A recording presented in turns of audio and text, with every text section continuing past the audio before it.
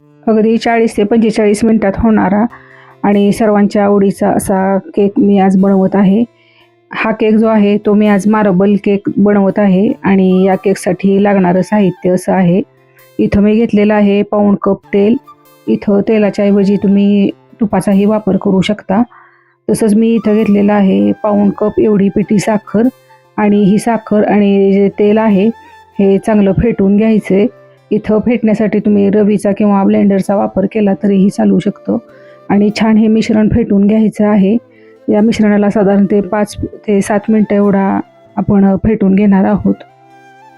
जेव्हा आपण केक बनवतो त्यावेळेस हे मिश्रण जे आहे ते जेव्हा आपण चांगलं फेटून घेतो त्यावेळेस होणारा केक जो आहे तो छान असा फुगतो आणि फ्लफी होतो.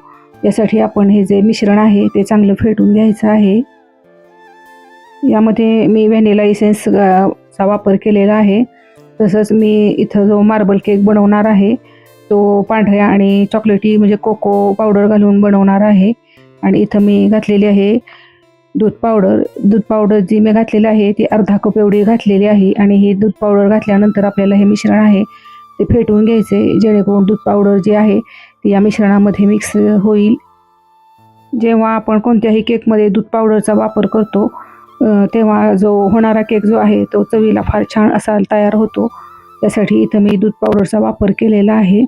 आणि जेव्हा आपण वेगवेगळे केक तयार करतो त्यावेळेस त्या केकमध्ये सर्व पदार्थ व्यवस्थित असले तर तो केक जो आहे तो चवीला छान असा तयार होतो. इथं मी 1.5 कप एवढा मैदा घेतलेला आहे. तुम्ही मैद्याच्या ऐवजी इथं गव्हाच्या पिठाचाही वापर करू शकता.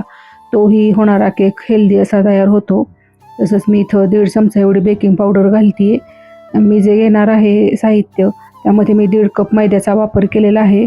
त्यामुळे मी इथं बेकिंग पावडर घेताना ही 1.5 चमचा एवढी बेकिंग पावडर घेतलेली आहे. आणि यामध्येच मी अर्धा चमचा एवढा सोडा घातलेला आहे. आणि हे जे कोरडे घटक आहेत ते आपल्याला चाळणीतून चाळून घ्यायचेत म्हणजे होणारा केक जो आहे तो चांगला तयार होतो. त्यासाठी आपल्याला चाळणं महत्त्वाचं आहे. आणि हे मिश्रण आहे ते आपल्याला मिक्स करून घ्यायचं आहे. आणि यासाठी मी इथं 1 कप एवढ्या दुधाचा वापर करणार आहे. आणि हे दूध जे आहे ते घालताना थोडं थोडं असं घालायचं आहे जेणेकरून हे मिश्रण जे आहे ते व्यवस्थित असं तयार होईल. इथं जे दूध घातलेलं आहे ते आपल्याला थोडं थोडं असं घालायचं आहे जेणेकरून हे मिश्रण व्यवस्थित असं तयार होतं आणि ते जास्त पातळ होत नाही. यासाठी आपल्याला दूध घालताना काळजी घ्यायची आहे. आणि हे जे केकचं बॅटर आहे ते व्यवस्थित एकजीव असं करून घ्यायचं आहे. जेव्हा आपण घरी वेगवेगळे केक तयार करतो त्यावेळेस सर्व साहित्य हे व्यवस्थित असणं तेवढं महत्त्वाचं आहे. आणि यासाठी सगळं साहित्य जे आहे ते आपल्याला व्यवस्थित असं घालायचं आहे. आणि इथं थोडं थोडं असं दूध घालून हे मिश्रण मी छान असं तयार करून घेते.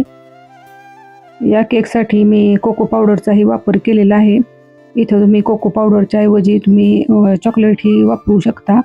आणि चॉकलेट वापरून जे केक बनवले जातात ते शक्यतो छान असे चवीला लागतात.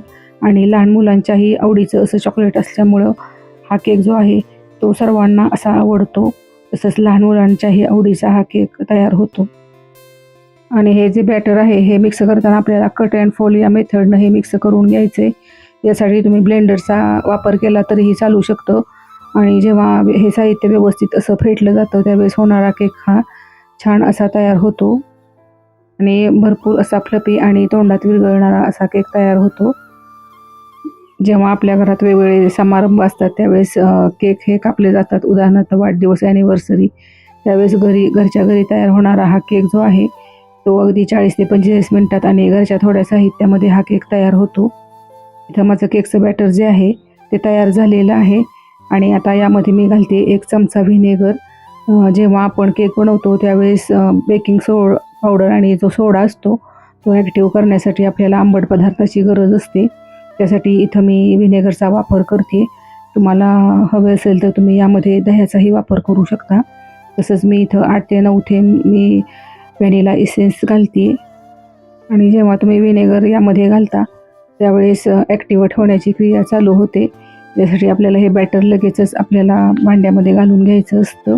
आणि कट अँड फोल्ड या मेथडनं मी हे मिक्स करून घेते. आणि हे छान मिक्स करून झाल्यानंतर आपल्याला हे जे बॅटर आहे हे बॅटर आहे, यातलं थोडं बॅटर मी बाजूला काढून घेते आणि त्यामध्ये कोको पावडर मी मिक्स करून घेणार आहे. त्यासाठी मी थोडं बॅटर जे आहे दुसऱ्या भांड्यामध्ये काढून घेते, कारण मी जो मार्बल केक बनवणार आहे त्याला मला 2 कलरची आवश्यकता आहे. यासाठी मी साधं केकचं जे आहे ते बॅटर ठेवलेलं आहे आणि थोड्या मिश्रणामध्ये मी कोको पावडर घालते आणि यासाठी मी 2 चमचे एवढ्या कोको पावडरचा वापर केलेला आहे. तुम्ही इथं डार्क चॉकलेटचाही वापर करू शकता. आणि कोको पावडर घातल्यानंतर हे आपल्याला मिक्स करून घ्यायचं आहे आणि 2 चमचे कोको पावडर घातल्यामुळं हे बॅटर जराशी घट्ट होतं, पण त्यामध्ये थोडा दुधाचा मी वापर करणार आहे. कोको पावडर ह्या मिश्रणामध्ये मिक्स करून घेते आणि कट अँड फोल्ड या मेथडनंच हे मिश्रण आहे हे मिक्स करून घ्यायचं असतं. त्यामुळं काय होतं की आपला जो होणारा केक आहे तो छान फ्लफी असा तयार होतो आणि भरपूर स्पंजी असा केक तयार होतो. त्यासाठी आपल्याला कट अँड फोल्ड या मेथडनंच हे मिश्रण जे आहे ते मिक्स करायचं आहे. आणि इथं मी थोडं अजून दूध घालते. इथं मी एकूण पाव कप एवढं दुधाचा वापर केलेला आहे. जेव्हा आपण कोणताही केक भाजण्यासाठी किंवा बेक करण्यासाठी ओव्हन किंवा आपण एखाद्या भांड्यामध्ये जेव्हा बेक करण्यासाठी ठेवणार असतो त्यावेळेस गॅसवर आपण एक भांडं आधीच एकदा 5 ते 7 मिनटं गरम करून घ्यायचं आहे आणि त्यामध्ये आपण जे केकचं बॅटर ओतणार आहे ते भांडं ठेवून आपल्याला केक बेक करायचा असतो. त्यासाठी ते भांडं आपल्याला आधीच गरम करून घ्यायचं असतं. आणि इथं मी थोडं दूध घातल्यानंतर हे मिश्रण आहे ते मिक्स करून घेतलेलं आहे. जर तुम्ही मायक्रो ओव्हनमध्ये जेव्हा केक बेक करण्यासाठी ठेवता तेव्हा तो ओव्हनसुद्धा आपल्याला आधी गरम करून घ्यायचा असतो किंवा प्रीहीटवर ठेवायचा असतो.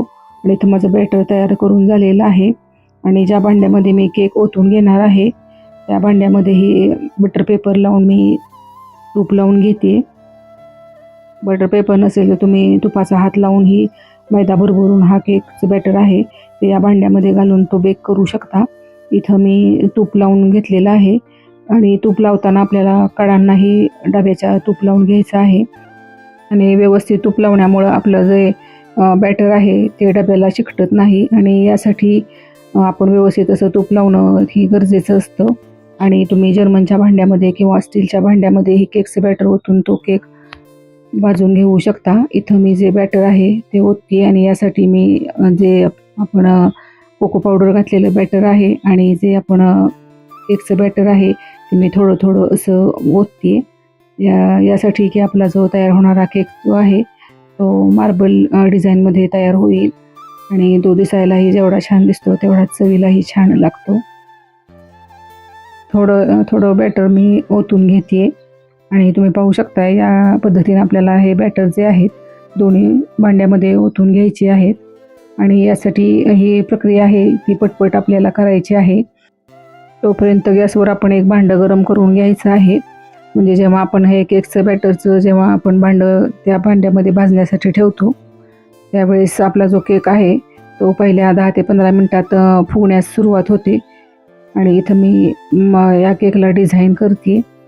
चमच्याच्या टोकाच्या साहाय्यानं मी ही डिझाईन करून घेते आणि तुम्ही पाहू शकता किती सुंदर अशी ही डिझाईन दिसते.